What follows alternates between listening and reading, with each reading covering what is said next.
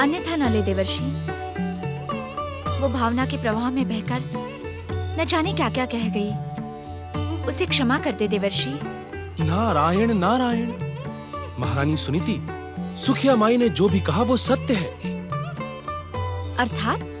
महारानी सुनीति, जगदीश्वर भगवान विष्णु की रहस्यमय लीलाओं का रहस्य समझना साधारण मनुष्य तो क्या, मेरे पिता और सृष्टि के रचयिता ब्रह्मदेव के लिए भी असंभव है। नारायण नारायण। मुझे तो ऐसा प्रतीत होता है कि दया के सागर भगवान विष्णु आपकी और आपके पुत्र के धैर्य की परीक्षा लेने के इच्छुक हैं। कैसी परीक्षा देवर्षि? महारानी सुनीति, महाराज उत्तानपाद के दूसरे विवाह के पश्चात आप परीक्षा ही तो दे रही हैं। जिस प्रकार आज तक आप भगवान की हर परीक्षा में सफल हुई हैं, उसी प्रकार अपने समस्त दुख सुख भगवान के श्री चरणों में समर्पित कर दें। मन में धैर्य रखें, आप अवश्य सफल होंगी। देवर्षि, भगवान के श्री चरण ही सुनीति और उसके पुत्र ध्रुव के एकमात्र आश्रय है। किंतु आप किन परीक्षाओं की ओर संकेत कर रहे हैं, ये मैं समझ न सकी। नारायण नारायण। समझ तो मैं भी नहीं सका महारानी सुनीति, क्योंकि श्री भगवान की लीलाओं को समझना बिना उनकी कृपा के असंभव है। किंतु अब जब तक मैं आपके इस प्रश्न का उत्तर स्वयं भगवान के श्रीमुख से नहीं सुन लेता, तब तक मुझे शांति नहीं मिलेगी। आपका कल्याण हो महारानी सुनीति।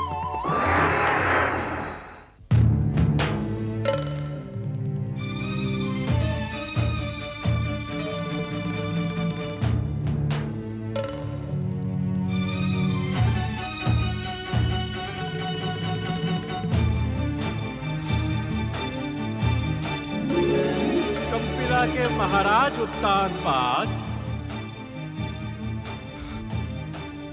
इस आचरण से आपका चित्त कदापि शांत नहीं होगा, क्योंकि अपनी पटरानी सुरुचि के सामने पहुंचते ही आप अत्यधिक निर्बल हो जाते हैं। नहीं, मैं निर्बल नहीं होता। यदि आपका यह स्वर पटरानी सुरुचि ने सुन लिया तो अनर्थ हो जाएगा महाराज। तनिक मध्यम स्वर में बात करें। मुझे किसी का भय नहीं। आप पुनः उच्च स्वर में बोल रहे हैं। आपको तो भली भांति ज्ञात है कि पटरानी सुरुचि के वत्स देश के विश्वस्त सेवक हर समय आप पर दृष्टि रखते हैं।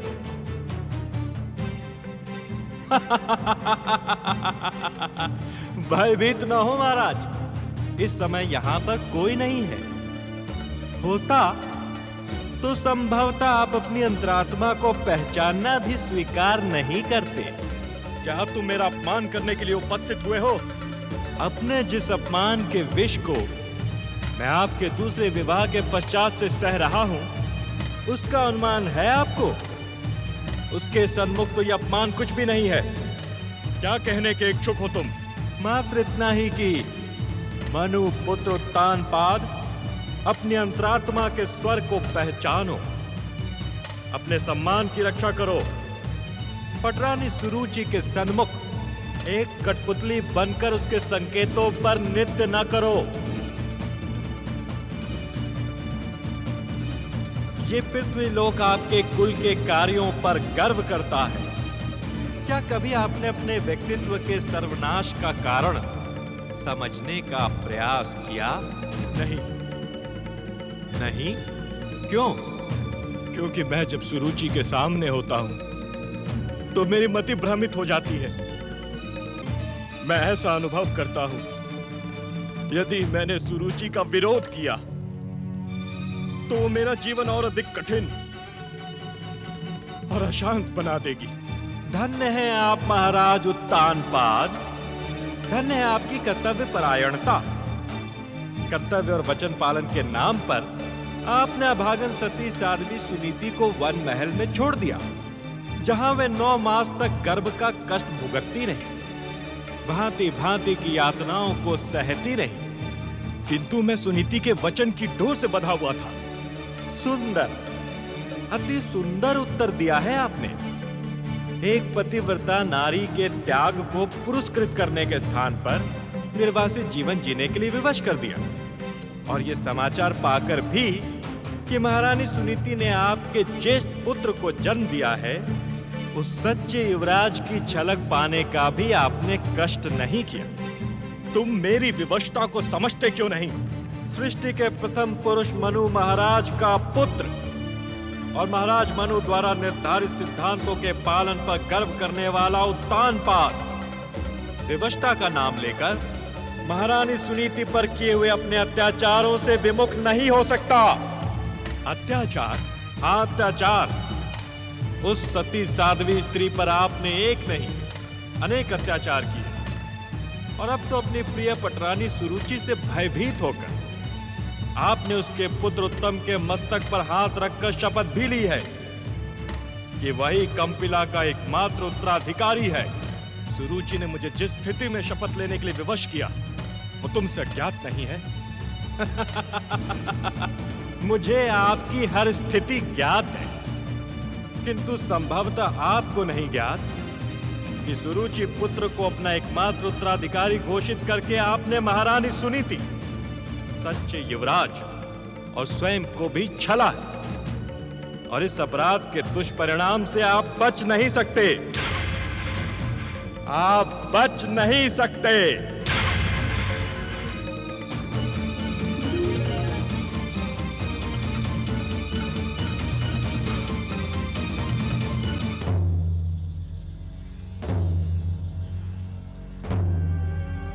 महारानी सुनीति, मैं बहुत अधिक लज्जित हूं।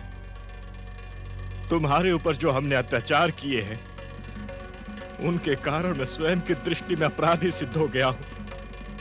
क्षमा याचना मेरे अपराधों का दंड नहीं है, अपितु मैं स्वयं तुम्हारे सन्मुख उपस्थित होकर अपने पापों का प्रायश्चित करूंगा। मैं अपने पुत्र के प्रति अपना उत्तरदायित्व अवश्य निभाऊंगा। मैं शीघ्र तुम्हारे सन्मुख उपस्थित होऊंगा महारानी सुनीति।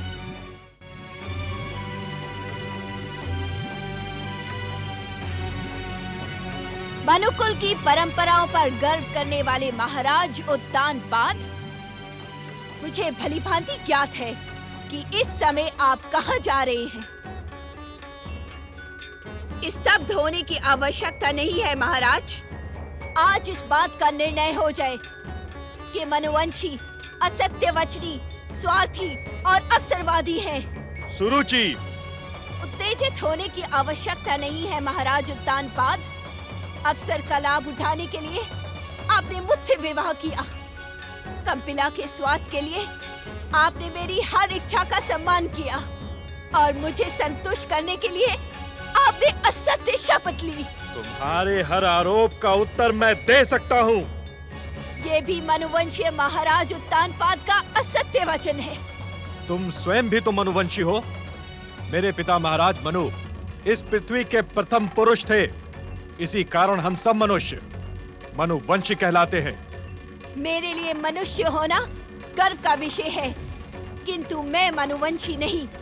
मैं वत्स देश की वत्सवंशी हूँ। पटरानी सुरुचि, क्या कहने के इच्छुक हो तुम? ये भी आपको भलीभांति ज्ञात है।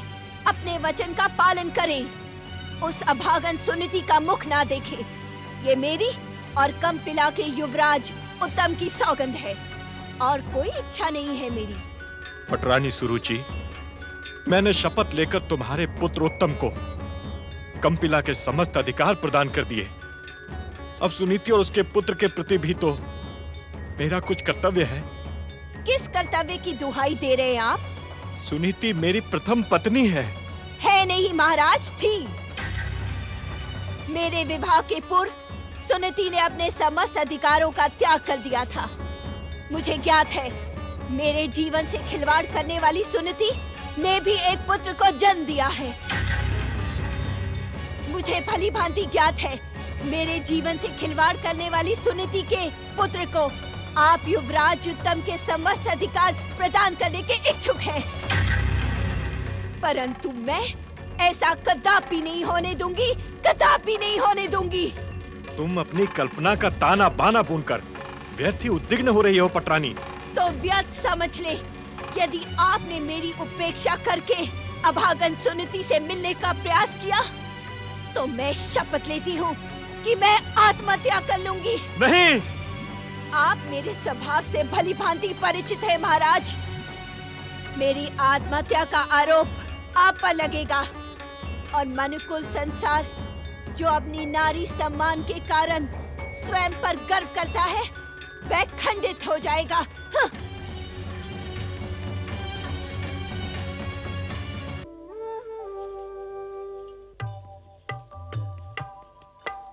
जागे प्रभु जागे, अपने परम भक्त उत्तानपाद और अपने परम प्रिय भक्त ध्रुव की माता सुनीति की दुर्दशा देखें।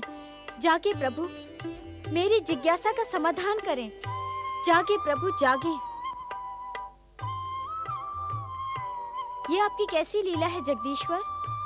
आपके भक्तों पर संकट के भयानक बादल मंडरा रहे हैं और हम योग मुद्रा में लीन हैं। महादेवी, आपके कथन का यह अर्थ हुआ कि आप हमें उत्तानपाद, ध्रुव और सुनीति की दुर्दशा का दोषी समझती हैं? नहीं नहीं प्रभु, यदि जगत पालक जगदीश्वर दोषी होंगे तो इस संसार में निर्दोष कौन होगा? किंतु अपनी बात निसंकोच कहें महादेवी। प्रभु, मुझे आश्चर्य तो इस बात पर है कि सच्चे मन से आपकी आराधना में लीन आपके भक्त सदा भाग्य के द्वारा दंडित और सुखों से वंचित क्यों होते हैं? कुछ तो कहे प्रभु, आप मौन क्यों हैं? महादेवी, जो प्रश्न आप पूछ रही हैं वैसा ही प्रश्न लेकर देवर्षि नारद कुछ ही क्षणों में वैकुंठ पधारने वाले हैं। यदि हम उत्तर देने के लिए विवश किए गए तो आप दोनों को एक साथ संतुष्ट करेंगे। आप अपनी जीवन संगनी के साथ अन्याय नहीं कर रहे हैं? महादेवी, आप मेरी अभिन्न जीवन संगिनी हैं। अर्धांगिनी होने के कारण जगत पालन के इस दायित्व में मेरे साथ आपका भी कर्तव्य निर्धारित है। अर्थात? महादेवी लक्ष्मी, पृथ्वी लोक में जन्म पाने वाला हर प्राणी अपने कर्मों के अनुसार सुख दुख पाता है। उसके फलदान को हमारे ही समान आप भी तो नियंत्रित करती हैं। मैं समझी नहीं प्रभु। धन और वैभव की अधिष्ठात्री महादेवी लक्ष्मी, मेरे कथन का अर्थ न समझती हो, यह असंभव है। मेरे इस इच्छा संसार में अभी ऐसा कोई प्रश्न जन्मा ही नहीं जिसका उत्तर महादेवी लक्ष्मी को ज्ञात न हो। ज्ञात होने पर भी मुझे आपके श्रीमुख से किसी प्रश्न का उत्तर सुनने में अधिक आनंद आता है। महादेवी, आप स्वयं पाप और पुण्य के अनुसार प्राणी को धन और वैभव से संपन्न करती हैं। जो व्यक्ति दुष्कर्म करता है, आप उससे रुष्ट होकर उसे दरिद्र बना देती हैं। जो सत्कर्म करता है, वो आपकी कृपा पाकर संसार के समस्त सुखों का भोग करता है। कहें महादेवी, आप मेरे कथन से सहमत हैं अथवा नहीं? नारायण नारायण। इस समय हम आपकी ही प्रतीक्षा कर रहे थे देवर्षि। हमें भली भांति ज्ञात है नारद कि तुम इस समय सुखिया माई की बात से दुखी होकर वैकुंठ आए हो। इस समय तुम्हारे मन में हमारी लीलाओं के प्रति आश्चर्य के साथ क्षोभ भी उत्पन्न हुआ है। नारायण नारायण। हे भक्तवत्सल भगवान, तब तो मेरे पूछे बिना ही मेरे प्रश्नों का समाधान करें, मेरे उद्विग्न मन को शांति प्रदान करें।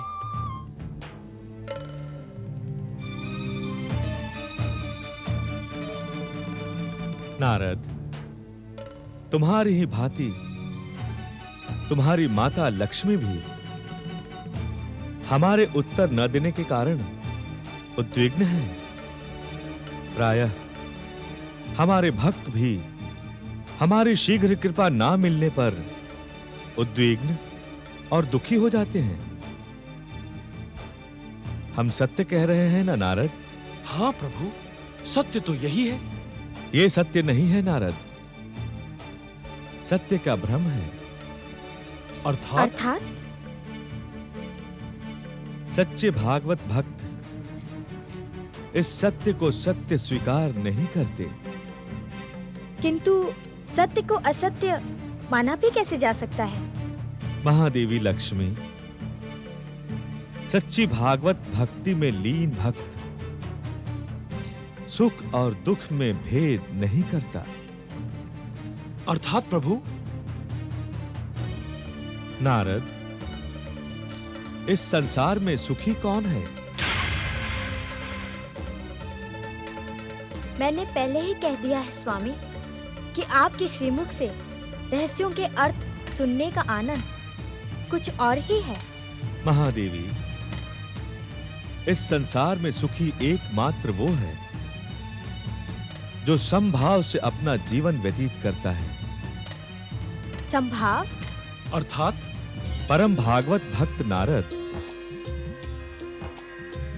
महादेवी लक्ष्मी, संभाव का अर्थ है लाभ और अलाभ, सुख और दुख, जीवन और मरण, सम्मान और अपमान, प्रशंसा और निंदा जैसे 5 प्रमुख द्वंद्वों में एक समान द्वंद्वहीन रहने वाला प्राणी।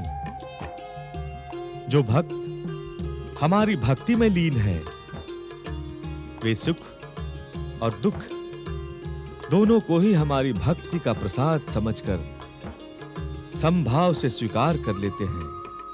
नारायण नारायण। किंतु प्रभु? महादेवी, समय का चक्र समान गति से सदा आगे बढ़ता रहता है। उसकी गति में सुख और दुख का कोई मूल्य नहीं है।